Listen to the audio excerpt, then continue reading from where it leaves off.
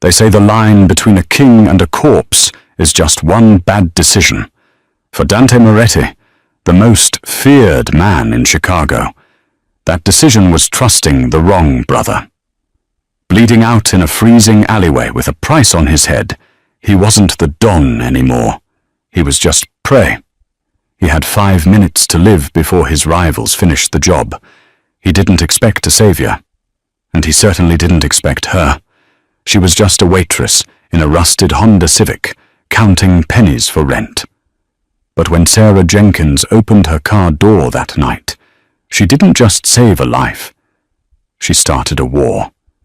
This is the story of how a waitress hid a monster, fell for a king, and took down an empire. The rain in Chicago didn't wash away the sins of the city. It just made the blood on the pavement slicker. Dante Moretti stumbled, his hand pressed hard against his side. The pristine white fabric of his custom-tailored dress shirt was ruined, soaked in a deep, alarming crimson. He coughed, the metallic taste of adrenaline and copper filling his mouth. He checked his watch, a platinum Rolex Daytona.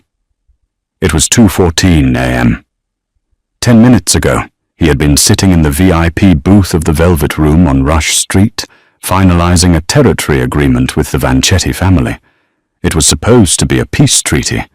Instead, it was an execution. He remembered the sound of the first glass shattering, then the popping of silenced pistols. His bodyguard, Marcus, had taken the first 2 bullets meant for Dante's chest. "Traitorous dogs!" Dante hissed through gritted teeth, pushing himself off a brick wall in a dark alleyway, behind a row of closed shops. He could hear them. The heavy thud of combat boots splashing through puddles, the screech of tires, black SUVs circling the block like sharks sensing blood in the water. Luca Vanchetti hadn't just come to kill him, he had come to erase him. Dante was the head of the Moretti crime syndicate. He controlled the docks, the unions, and half the politicians in Illinois. But right now, he was a man with a bullet lodged near his floating rib and a jammed Beretta in his pocket. He needed to get off the street. He couldn't go to his penthouse. They would be waiting. He couldn't go to the hospital. Luca had people at St. Luke's. He staggered toward the faint yellow glow of a street lamp at the end of the alley. His vision blurred. The pain was a hot iron rod skewering his torso. He needed a car. He needed a ghost. He reached the end of the alleyway, which dumped him out behind a 24-hour greasy spoon called Jerry's Diner. The smell of stale frying oil and burnt coffee hung heavy in the wet air. Dante leaned against a dumpster, his breathing ragged. He saw a vehicle. It wasn't the armored Cadillac Escalade he was used to. It was a 2009 Honda Civic, silver paint peeling on the hood, with a bumper held on by what looked like duct tape. Ideally, he would have hot-wired a faster car, but he was losing too much blood. His hands were shaking too badly to strip wires. He heard a voice, a shout, echo from the main street. "Check the alley. He couldn't have gone far." Panic, cold and sharp, pierced through his haze. They were here. Just then, the back door of the diner swung open with a harsh creak. A figure stepped out, carrying a heavy black trash bag. A woman. She looked exhausted, her uniform stained with ketchup and grease. She tossed the bag into the dumpster, not 3 feet from where Dante was crouching in the shadows. She sighed, a long, weary sound that spoke of a life harder than the concrete beneath her feet. She pulled a set of keys from her apron pocket and walked toward the beat-up Honda. Dante knew this was it, his only chance. He lunged forward, not with the grace of a predator, but with the desperation of a dying animal. He stumbled into the light. "Help!" he rasped, the word barely audible over the rain. The woman spun around, a can of pepper spray instantly appearing in her hand. She didn't scream. That surprised him. Most civilians screamed. "Stay back!" she warned. Her voice was steady, though her eyes were wide. She took in his appearance, the expensive suit ruined by blood, the pale skin, the sheer danger radiating off him. "I have 0 cash, buddy. You're robbing the wrong waitress." "Not a robbery," Dante groaned, clutching his side as his knees gave way. He slid down the side of the dumpster, leaving a streak of red on the metal. "I need a ride. I'll pay you. 10,000. Cash." The woman, Sarah, blinked. The rain plastered a strand of dark hair across her face. "You're bleeding out." "Please," Dante whispered. The sound of running footsteps grew louder from the alley entrance. "They're coming." Sarah looked at him, then toward the dark mouth of the alley. She saw the beams of flashlights cutting through the rain. She saw the silhouettes of men holding weapons that were definitely not for self-defense. She looked back at Dante. He was handsome, in a terrifying way, but right now he looked like a broken child. Sarah Jenkins had made a lot of bad decisions in her 24 years. She had dropped out of college to pay for her mum's chemo. She had taken loans from loan sharks she couldn't pay back. But looking at the man bleeding on the asphalt, she made the most reckless decision of all. "Get in!" she hissed, unlocking the back door of the Honda. "Get down on the floorboard. Now!" Sarah Jenkins shoved the man's legs into the cramped space behind the driver's seat. He was heavy, dead weight, and he smelled like expensive cologne mixed with the copper scent of a slaughterhouse. "Stay down and shut up," she whispered, throwing a pile of her dirty laundry, gym clothes she had been meaning to wash for a week, over him. It wasn't a perfect camouflage, but in the dark, through tinted windows that were peeling, it might work. She jumped into the driver's seat, her heart hammering against her ribs like a trapped bird. She jammed the key into the ignition. "Please start. Please, you piece of junk, start." The engine sputtered, whined, and then roared to life with a noisy rattle. Sarah threw the car into reverse, just as 3 men burst out from behind the diner. They were dressed in black tactical gear, looking like a SWAT team, but moving with the chaotic aggression of gangsters. One of them, a man with a scar running through his eyebrow, raised a flashlight and shined it directly at her windshield. Sarah threw her hand up to shield her eyes, feigning annoyance rather than terror. She rolled down her window an inch. "Hey!" the scarred man shouted, approaching the car. He had a gun at his side, barely concealed. "You see a guy come through here, suit, bleeding?" Sarah forced herself to look annoyed. She channeled every ounce of frustration she felt toward her manager, Rick, who had just made her work a double shift for 0 tips. "Look, pal," she snapped, her voice cracking only slightly. "I just worked 14 hours. The only thing I saw was the garbage I just threw out. Now move, or I'm calling the cops. There are cameras back here." It was a lie. The cameras at Jerry's hadn't worked since 1998. But the man hesitated. He glanced at the dumpster, then at the main road. "Check the car," another man shouted from the back.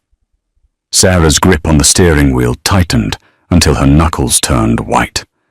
Below her seat, she felt the man, Dante, shift. If he groaned, if he coughed, they were both dead. She knew it. These weren't cops. They wouldn't read her rights. They would just erase the witness. The scarred man stepped closer, shining his light into the back seat. The beam swept over the pile of gym clothes. Sarah held her breath. The light lingered on a grey sweatshirt. Beneath it, Dante lay perfectly still, holding his breath until his lungs burned. "Clear," the man grunted, turning away. "He must have cut through to 5th Avenue. Let's go."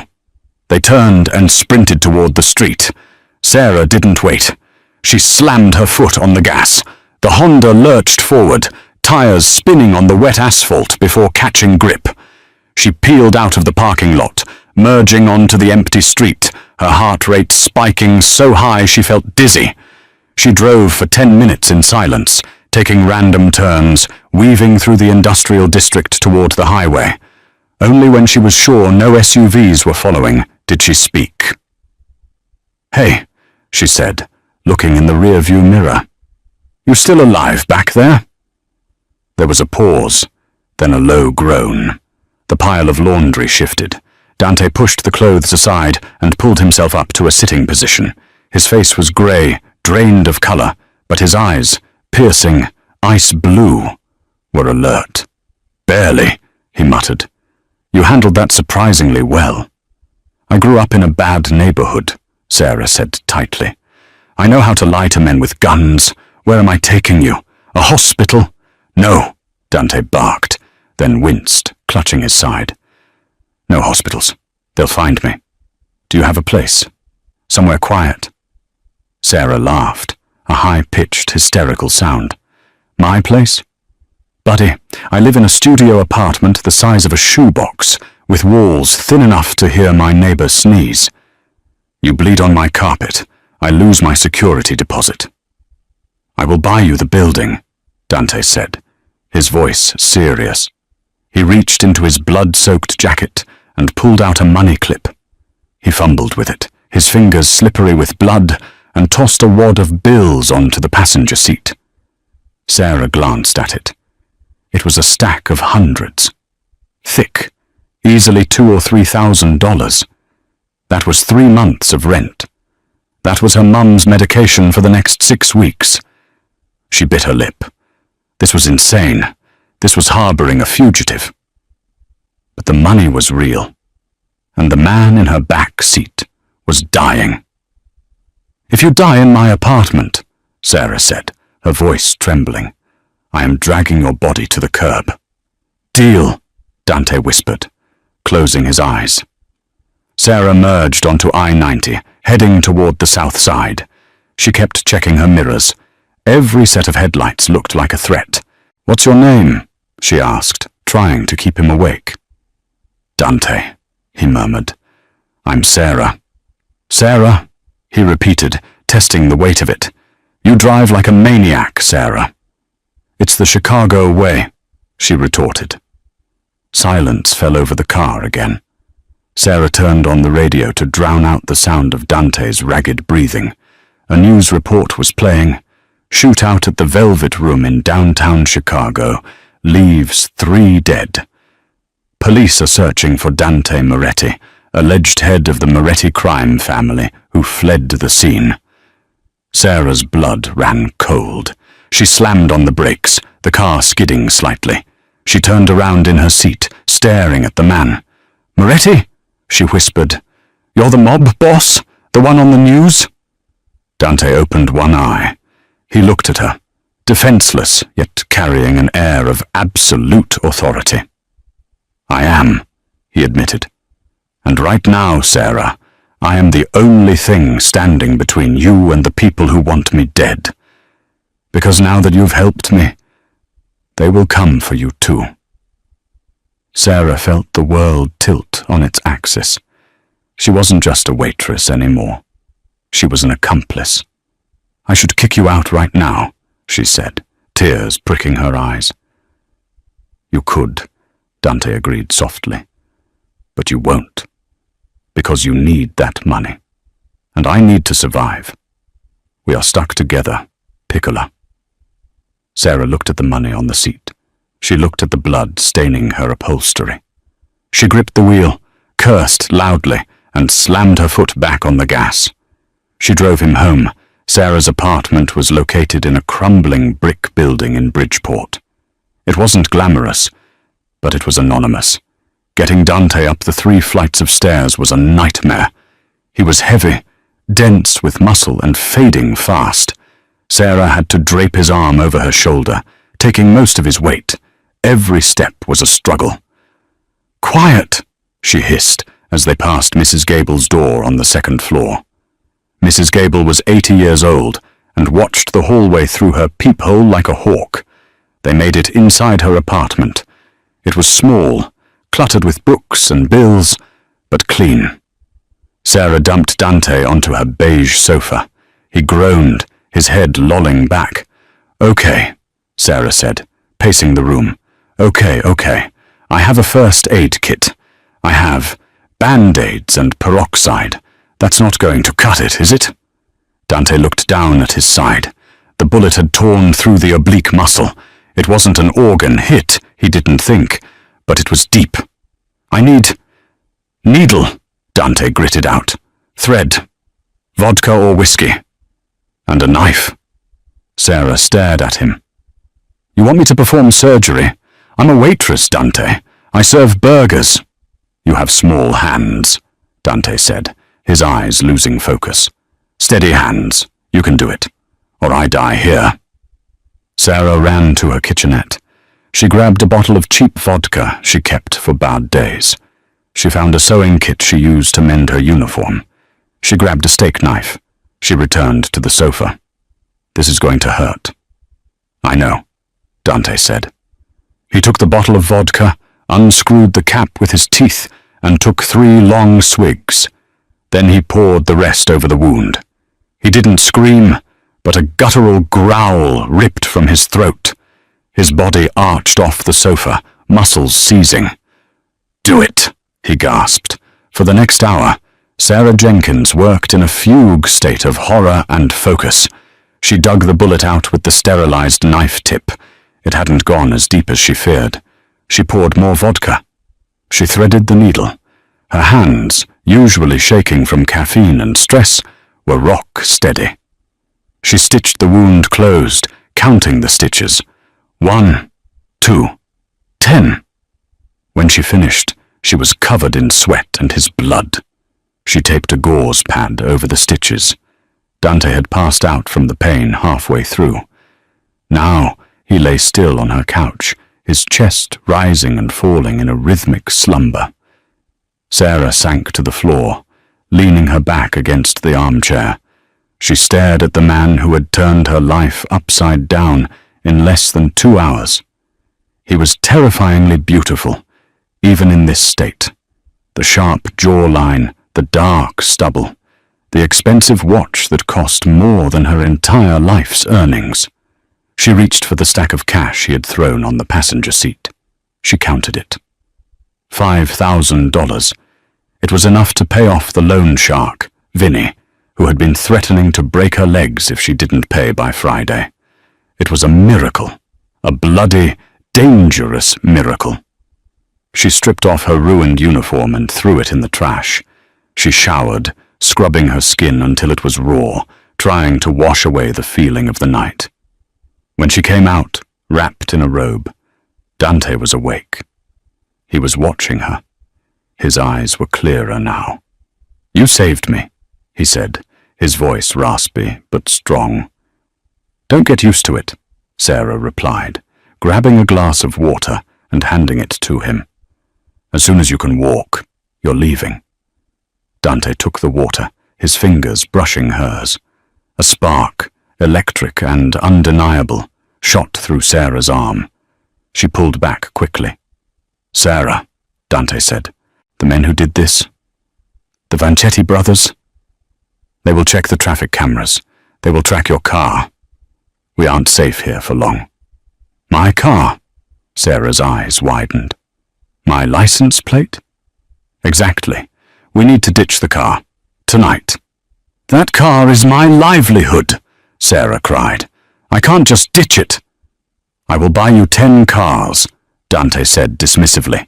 But right now, we need to move. Do you have a garage? Somewhere underground? No, Sarah said, panic rising again. It's parked on the street. Dante struggled to sit up. Go check the window. Don't open the curtains. Just peek. Sarah walked to the window. She pulled the blinds back a fraction of an inch. Down on the street, the rain was still pouring, but under the streetlight, 2 blocks away, she saw it. A black SUV. It was creeping slowly down the street, its headlights off. Oh God, Sarah whispered. There's a black truck. Creeping. They found the car, Dante said grimly. He forced himself to stand, swaying dangerously. We have to leave, now. Through the back. Where do we go? Sarah asked, grabbing her purse and a coat. Dante looked at her, a dark intensity in his eyes. To the only place they won't look, the lion's den. The fire escape on the back of Sarah's building was a rusted skeleton of iron that shuddered with every step. The rain had turned the metal rungs into slick traps, threatening to send them plummeting 3 stories down into the trash-strewn alley below. Dante moved slower than Sarah would have liked. Every step cost him. She could hear his breath hitching, a wet, ragged sound that terrified her more than the men out front. He was holding his side, the fresh stitches pulling tight against his skin. "Keep moving," Dante whispered, his voice barely audible over the relentless drumming of the rain. "Don't look down, just move." Sarah scrambled down the last ladder, dropping the final 4 feet onto the wet concrete. She turned and helped steady Dante as he landed heavily. He groaned, his knees buckling, but he forced himself upright. "Through the fence," Sarah directed, pointing to a hole in the chain link that the neighborhood kids used as a shortcut. "It leads to the rail yard." They squeezed through the gap, the jagged metal snagging Dante's ruined suit jacket. Behind them, from the front of the building, came the sound of glass shattering. A heavy thump followed. They were kicking down her door. "They're inside," Sarah choked out, tears mixing with the rain on her face. "They're destroying everything." "They are looking for bodies," Dante corrected grimly. "When they don't find us, they will burn it. We need to be gone before the fire trucks arrive." They moved into the shadows of the rail yard, navigating around rusted shipping containers and decommissioned train cars. The city of Chicago loomed around them, a sleeping giant indifferent to their struggle. "Where are we going?" Sarah asked, her teeth chattering from the cold. She was wearing only her thin coat over her pajamas and boots. "The meatpacking district," Dante said. "I own a processing plant. It's been closed for renovations. It has amenities." "That's 5 miles away," Sarah hissed. "You can barely walk 5 feet." "Then we will not walk," Dante said. He stopped by an old beige Ford pickup truck parked near a maintenance shed. It looked like it hadn't moved in years, covered in grime. Dante leaned against the truck, his face pale as moonlight. "Check the wheel well. Driver's side. Rear." Sarah looked at him like he was crazy, but she crouched down and felt inside the muddy wheel well. Her fingers brushed against something cold and magnetic. A key box. She pulled it out and stared at him. "How did you know?" "This is a drop car," Dante explained, sliding into the passenger seat as Sarah unlocked the door. "We keep them scattered around the city for emergencies. I haven't used this one since 18. Pray the battery isn't dead." Sarah climbed into the driver's seat. The truck smelled of old tobacco and dust. She turned the key. The engine wheezed, whined, and then caught with a thunderous roar. "Go!" Dante commanded. "No headlights until we hit the main road." Sarah navigated the truck out of the yard, her heart pounding in her throat. As they pulled onto the street, she looked back toward her apartment building. A plume of black smoke was already curling out of her 3rd-story window, rising into the rainy night sky. Everything she owned, her mother's photos, her uniform, her bed, gone. "I'm sorry," Dante said softly, watching the smoke too. "I will replace it all. Tenfold." "Just keep me alive," Sarah said, gripping the wheel. "That's all I want." The drive to the meatpacking district was a blur of tension. Every police siren made them flinch. Every car that stayed behind them for too long felt like an assassin. But the old truck blended in perfectly with the industrial traffic of the city at night. They arrived at a hulking brick building on the edge of the river. The sign above the door read, "Moretti Meats and Cold Storage." The windows were boarded up. It looked abandoned. Dante directed her to a loading dock around the back. He punched a code into a keypad hidden behind a loose brick. The massive steel shutter door groaned and began to lift slowly. Sarah drove the truck inside. The space was pitch black. "Wait," Dante said. The shutter door closed behind them, plunging them into total darkness. Then, overhead, lights flickered on, one by one, revealing a space that was definitely not just a meat processing plant. The center of the warehouse was cleared out. In the middle sat a sleek, black helicopter. Along the walls were racks of servers blinking with green lights, rows of tactical weapons, and monitors displaying camera feeds from all over the city. "Welcome to the Lion's Den," Dante said, unbuckling his seatbelt. "Home sweet home." Sarah stared, her mouth agape. "Who are you? Really?" "I told you," Dante said, opening the door and stepping out, his movement slightly smoother now that the adrenaline was fading into a dull ache. "I'm the guy who runs this city, and right now, someone is trying to take my throne." He walked over to a medical station, set up near the server banks. It looked like a mini ER, fully stocked with IVs, monitors, and surgical tools. "Help me," he said, sitting on the gurney. "I need an IV, antibiotics and fluids. Can you do that?" Sarah nodded slowly. She had spent enough time in hospitals with her mum. She knew how to find a vein. She walked over, her hands trembling slightly as she prepped the IV bag. "You have all this," she said, gesturing to the helicopter and the guns. "Why were you alone in that alley?" Dante's expression darkened. The look in his eyes shifted from pain to a cold, simmering rage. "Because," he said, his voice dropping an octave, "the only people who knew where I was tonight were my brother, Matteo, and my head of security. One of them is dead.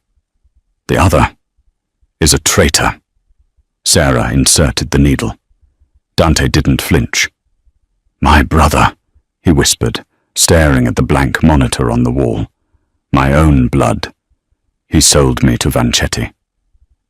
The warehouse was silent, save for the hum of the server banks and the rhythmic beep of the heart monitor Dante had hooked himself up to. It was 4 a.m. Outside, the city was waking up, but inside the Lion's Den, time felt suspended. Sarah sat on a rolling stool, watching Dante. The IV fluids had brought some color back to his face. He had changed out of his ruined suit into a clean black t-shirt and tactical pants he had pulled from a locker. He looked less like a victim now, and more like a soldier preparing for war. He was typing furiously on a keyboard, his eyes scanning multiple screens. "Matteo," Dante muttered. He wiped the encrypted drives at the penthouse. He's trying to erase the ledger. "The ledger?" Sarah asked. She was eating a protein bar she had found in a supply crate. She hadn't realized how hungry she was until the adrenaline crashed. "The list," Dante explained without looking away. "Names of judges, police captains, senators on our payroll. If Matteo gives that list to the Vanchettis, they don't just take my territory. They take my leverage. They become untouchable." He hit a key, and a video feed popped up on the center screen. It was a security camera feed from outside a mansion. Sarah recognized the location. It was the Moretti estate in Lake Forest. On the screen, she saw a man who looked strikingly like Dante, though slightly younger and softer around the edges. He was shaking hands with a man in a long trench coat. "That's Matteo," Dante said, his voice dripping with venom. "And that is Luca Vanchetti." Sarah shivered. "They look like they're celebrating." "They are," Dante said. "They think I'm dead. They think my body is rotting in a dumpster behind Jerry's diner." He turned to look at Sarah. For the first time all night, his gaze wasn't calculating or defensive. It was curious. "Why did you do it?" he asked. Sarah blinked. "Do what?" "Let me in your car. Stitch me up. Drive me here. You could have run away 10 times tonight. You could have called the cops." Sarah looked down at her hands. They were still stained with dried blood under the fingernails. "My mum," she said softly. "She has stage 4 lymphoma. The treatment isn't covered by insurance. It's $6,000 a month just to keep her comfortable." She looked up at him, her eyes fierce. "I owed a loan shark named Vinny the Shark 12 grand. He told me yesterday that if I didn't pay by Friday, he'd pay my mum a visit at the hospice. When you threw that money on the seat, I didn't see a mob boss. I saw a way to save her." Dante stared at her. Silence stretched between them, heavy and thick. "Vinny works for me," Dante said quietly. Sarah's jaw dropped. "What?" "Vinny works for the Moretti family. He's a low-level earner in the South Side crew." Sarah felt a wave of nausea. "So, I saved the boss of the man who threatened to hurt my dying mother." Dante stood up. He walked over to her, ignoring the pull of the IV line. He stopped inches from her, towering over her small frame. "Sarah," he said, his voice solemn. "Consider the debt cleared. Vinny will never touch you or your mother again. In fact, by tomorrow morning, Vinny will be very unavailable." "I don't want you to kill him," Sarah said quickly. "I just want him to leave us alone." "Done," Dante said. "And your mother's medical bills? They are taken care of, indefinitely. You saved my life. The Moretti family pays its debts." Sarah felt a lump in her throat. She wanted to cry, but she was too exhausted. "Thank you." "Don't thank me yet," Dante said, turning back to the screens. "We are not out of the woods. Matteo is moving fast. He's called a meeting of the capos, the captains of the family, for tomorrow night at the Sapphire Club. He plans to announce my death and take control." "So, what do we do?" Sarah asked. "Do you call the police?" Dante laughed, a short, dark sound. "Police? No. In my world, we handle things differently. If I don't walk into that meeting alive, Matteo wins. If I show up, I have to be strong enough to kill the traitor and retake the crown." He winced, his hand going to his side. "But in this condition, I can't fight. I can barely stand." "You need rest," Sarah said, her waitress instincts kicking in. "You need to sleep." "I can't sleep," Dante argued. "I need to contact my loyalists. I need to know who is with me and who is with Matteo. But I can't use the phones. They'll be tapped." He looked at Sarah. An idea seemed to form in his mind. "I need eyes on the street," he said slowly. "I need someone who is invisible. Someone nobody looks at twice." Sarah narrowed her eyes. "You mean a waitress?" "I mean someone brave enough to save a dying man in an alley," Dante corrected. "I need you to go to the Sapphire Club tomorrow. Not inside, just the perimeter. I need you to drop a package for my consigliere, heavy-set guy, grey hair. His name is Frank. If Frank gets the package, he'll know I'm alive. He'll secure the room for me." "And if Frank is working with Matteo?" Sarah asked. "Then," Dante said, his face hardening, "you run, and I die." It was a suicide mission. Sarah knew it. Dante knew it. But then she thought about the burning apartment. She thought about the black SUV creeping down her street. She was already in this war. There was no going back to serving coffee and pancakes. "What's in the package?" Sarah asked. Dante reached into his pocket and pulled out a heavy, silver signet ring. It was engraved with a roaring lion. "This," he said, placing the ring in her palm. It was warm from his skin. "This is the ring of the Don. Matteo doesn't have it. As long as I have this, I am the king. And if Frank sees this, he will know that the king is coming home." Sarah closed her fingers around the ring. It felt heavy, burdened with a history of violence and power. "Okay," she said. "I'll do it." Dante looked at her, and for a moment the hard exterior of the Mafia don cracked. He reached out and tucked a strand of hair behind her ear. His fingers lingered on her cheek. "You are a dangerous woman, Sarah Jenkins," he murmured. "If I had met you in another life, I would have never let you go." Sarah's breath caught. The chemistry between them was undeniable, a fire burning in the middle of the wreckage. "Get some sleep, Dante," she whispered, pulling away. "You have a kingdom to win back tomorrow." Dante nodded. He lay back on the gurney, the gun resting on his chest. Within seconds, he was asleep. Sarah didn't sleep. She sat in the chair, clutching the silver ring, watching the sun rise over the gritty industrial skyline of Chicago. She wasn't just Sarah the waitress anymore. She was the keeper of the king's ring. And tomorrow, she was going into the heart of the enemy's territory. The Sapphire Club was not just a nightclub. It was a fortress of velvet and neon located in the heart of the Gold Coast.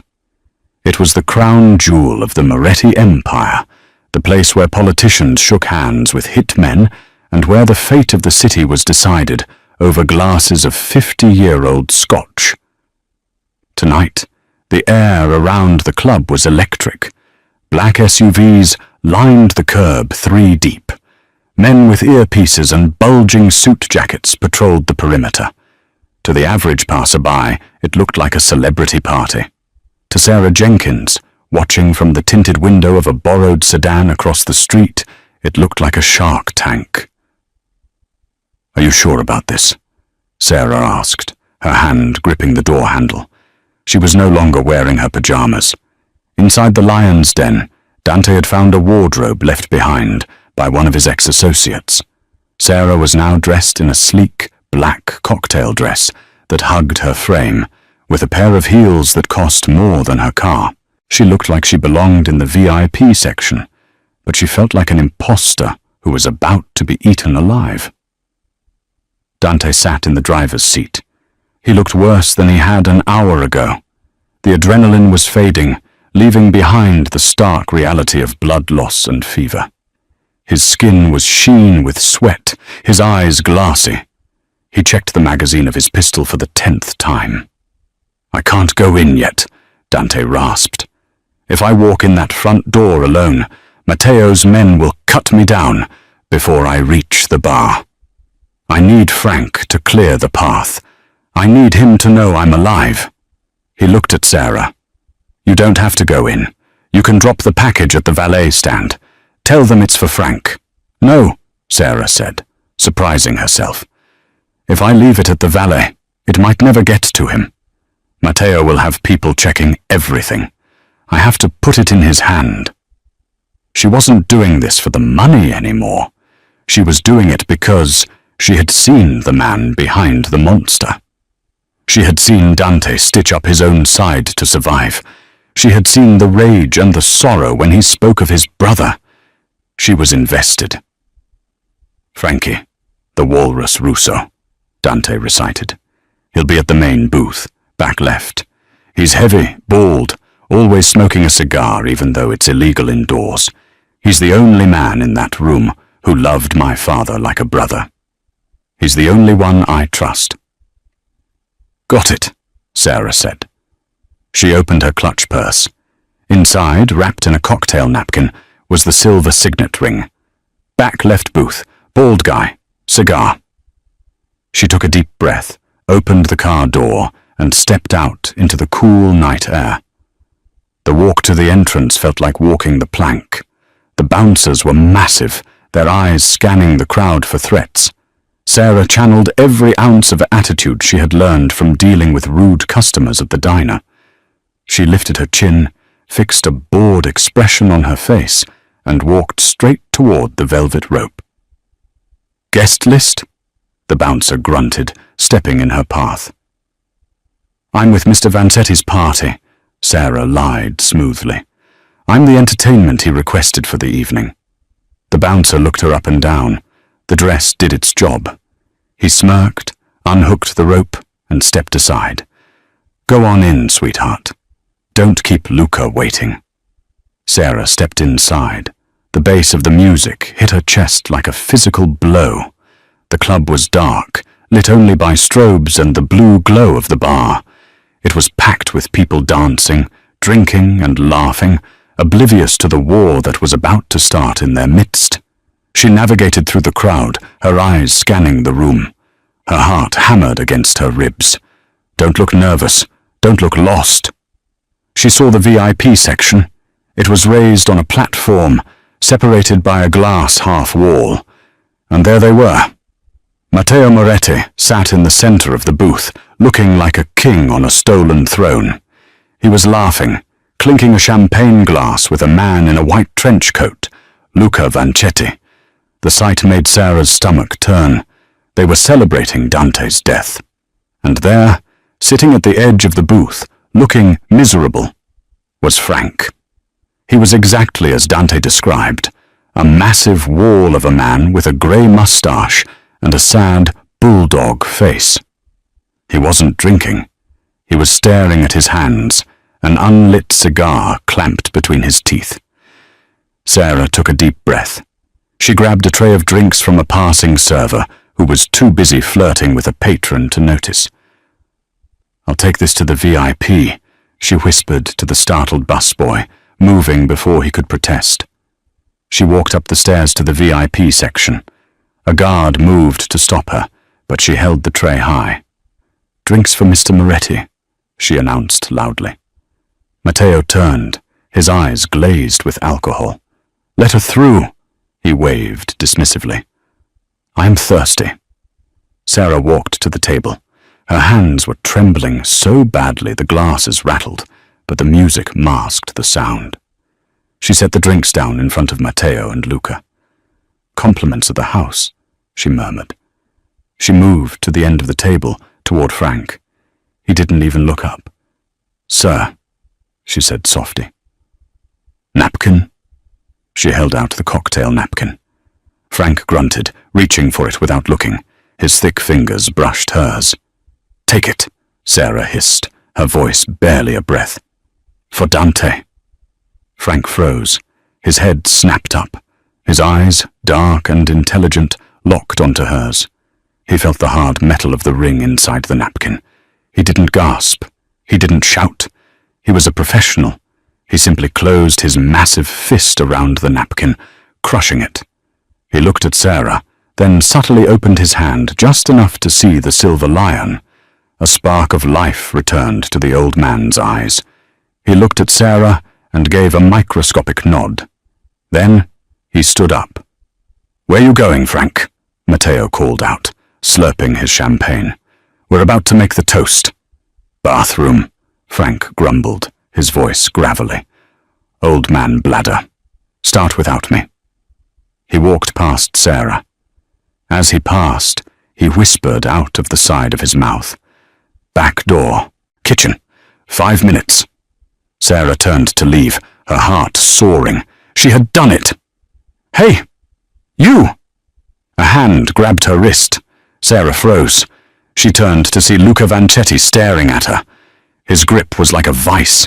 His eyes were cold, reptilian. "I haven't seen you here before," Luca said, pulling her closer. "You're a pretty thing. Why are you serving drinks? You should be sitting with us." "I have to get back to the bar," Sarah stammered, trying to pull away. "Nonsense," Luca smiled, showing too many teeth. "Sit, have a drink. Tell me your name." Panic exploded in Sarah's chest. She looked toward the exit. It seemed miles away. Matteo was watching now, his interest piqued. "Let her go, Luca," Matteo laughed. "She's just the help." "She looks familiar," Luca narrowed his eyes. "I saw a girl like her last night, in an alley, behind a diner." Sarah's blood ran cold. He remembered. The flashlight. The windshield. "That wasn't me," Sarah said, her voice shaking. "No?" Luca stood up, still holding her wrist. "Let's take a walk outside. I want to see your car." Sarah was trapped. She looked around for help, but the music pounded on, indifferent. Luca began to drag her toward the side exit. Suddenly, The music cut out.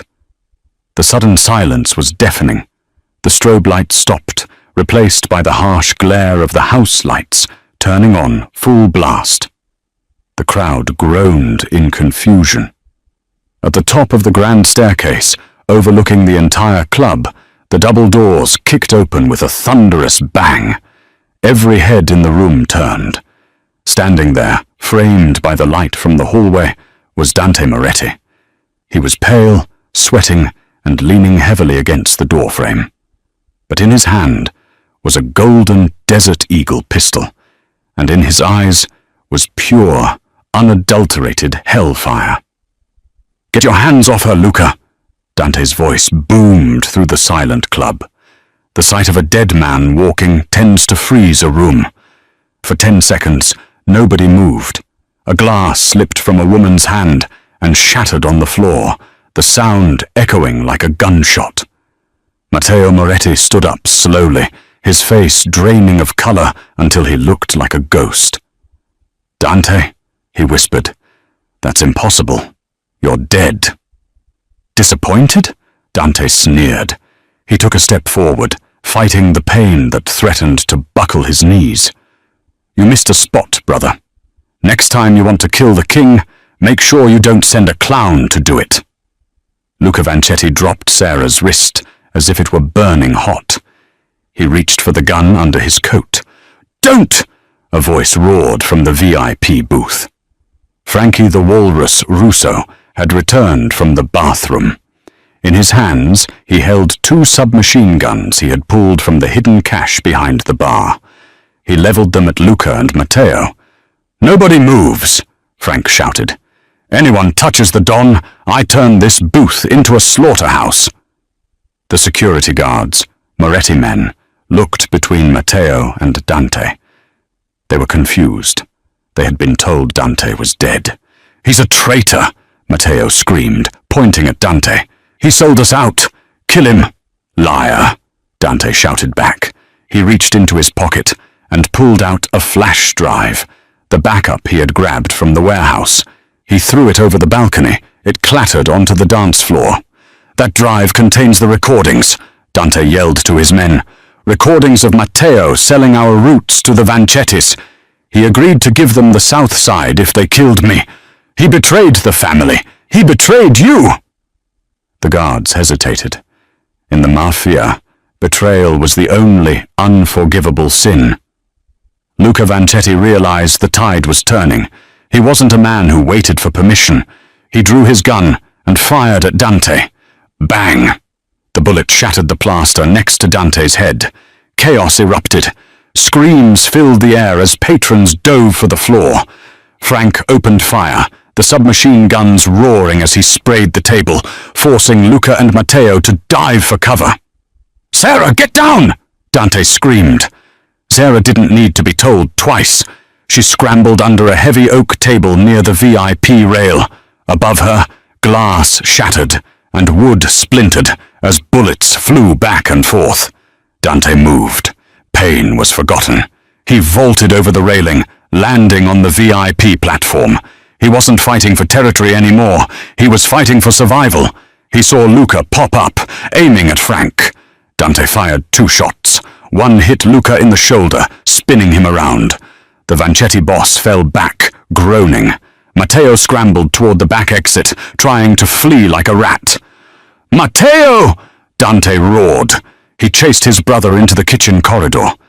Sarah, seeing Dante run into the back alone and injured, made a split-second decision. She crawled out from under the table. "Frank!" she yelled at the older man who was reloading. "Watch the room!" Then she ran after Dante. She burst into the kitchen just in time to see the brothers. Matteo had cornered Dante near the industrial freezers. Dante had collapsed, his wound finally giving out. His gun had skittered across the floor, out of reach. Matteo stood over him, a snub-nosed revolver in his hand. He was crying and laughing at the same time. "I always hated you," Matteo spat. "You were always the favorite, the perfect son, the king. Well, look at you now, bleeding on the floor like a dog." Dante looked up, his vision blurring. Do it, Matteo. But know that you'll never be the Don. You're weak. Goodbye, brother. Matteo pulled back the hammer. Clang! A heavy cast-iron skillet slammed into the side of Matteo's head with a sickening crunch. Matteo's eyes rolled back in his head. He crumpled to the floor, unconscious before he hit the tiles. Standing behind him, breathing hard, was Sarah Jenkins. She held the frying pan with both hands like a baseball bat. Dante stared at her. He started to laugh, a wheezing, painful sound. Did you just knock out a Mafia capo with a frying pan? Sarah dropped the pan, her hands shaking. I'm a waitress, Dante. I know my way around a kitchen. She rushed to his side, falling to her knees. Are you okay? You're bleeding through the stitches. I'm fine, Dante groaned, leaning his head back against the freezer door. I'm great. Better than great. The kitchen doors burst open. Frank rushed in, followed by a dozen loyal Moretti soldiers. They saw Matteo unconscious on the floor and Dante sitting up, supported by Sarah. Frank looked at the frying pan, then at Sarah. A massive grin split his face. Boss, Frank said, nodding at Dante. The room is secured. Luca is in custody. The boys are waiting for your orders. Dante took Sarah's hand. He squeezed it tight. He used her leverage to pull himself to his feet. He swayed, but he stood tall. Take my brother to the basement, Dante ordered, his voice cold again. And get the car. The lady needs a ride home. 1 year later, the bell above the door of the Golden Spoon diner chimed, but Sarah wasn't behind the counter. In fact, she wasn't anywhere near a diner. She was sitting on the terrace of a villa in Lake Como, Italy. The sun was setting over the water, painting the sky in hues of purple and gold. She took a sip of her wine, enjoying the silence. It had been a long year. The war in Chicago had ended swiftly after that night at the Sapphire Club. With Matteo out of the picture and the Vanchettis crushed, Dante had consolidated power faster than anyone expected. But he had kept his promise. He hadn't just paid her mum's medical bills. He had flown the best specialists in the world to Chicago. Her mum was in remission now, living in a beautiful condo on the North Shore, fully paid for. As for Sarah, well, she had tried to go back to her old life. She really had. But after saving a king, serving coffee just didn't have the same thrill. A shadow fell over her. She looked up to see Dante. He looked different now, healthier, happier. The dark circles were gone. The scar on his side was the only reminder of the night they met. He placed a hand on her shoulder. Dinner is served, Mia Regina. Sarah smiled. She reached up and touched the ring on his finger. The silver lion. You know, she teased, I was thinking about opening a restaurant here. Maybe an American diner. Dante laughed, leaning down to kiss her forehead. You can open whatever you want, Sarah. You own the world now. He sat down beside her, looking out at the water. I never asked you, he said quietly. That night in the alley. Why did you really open the door? Sarah thought about it. She thought about the rain, the fear, and the desperation in his eyes that matched her own. Because, she said, taking his hand, I think I was waiting for something to happen. I was waiting to be hunted, so I could find out that I was actually the hunter. Dante smiled, raising his glass. To the hunter in the Honda Civic. To the king in the cargo pants, she replied. They clinked glasses. The Mafia boss and the waitress. A match made in hell, living in heaven. And that is how Sarah Jenkins went from serving pancakes to ruling an empire. It proves that sometimes the biggest twists in life happen in the darkest alleyways. Dante thought he needed a soldier to save him, but he found something much stronger, a woman with nothing left to lose. What do you think? Would you have opened that car door for a stranger, or would you have driven away? Let me know in the comments below. If you enjoyed this story of danger, betrayal and romance, please smash that like button. It really helps the channel grow. And don't forget to subscribe and hit the notification bell so you never miss a new story. We have a crazy Wild West drama coming up next week that you won't want to miss. Thanks for watching, and I'll see you in the next video.